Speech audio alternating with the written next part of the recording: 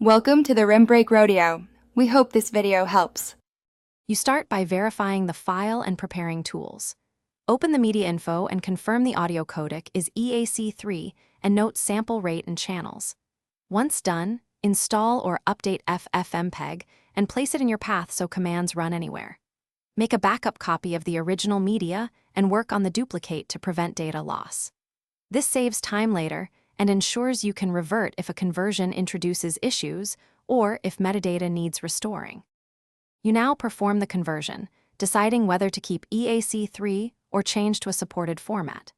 Use FFmpeg with C, vcopy to avoid re-encoding video and choose C, a AC3 or C, a AUC if the player lacks Eac3 support. Set bitrate around 192K for stereo or 384K 640K for multi-channel.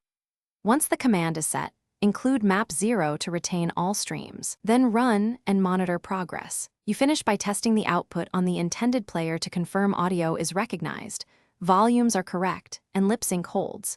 If issues appear, try switching container formats.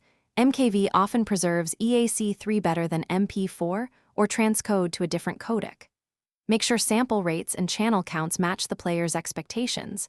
Resample with R and set AC appropriately. If something goes wrong, check the FFmpeg report and error lines, then adjust bitrate, codec, or container and rerun until playback is clean.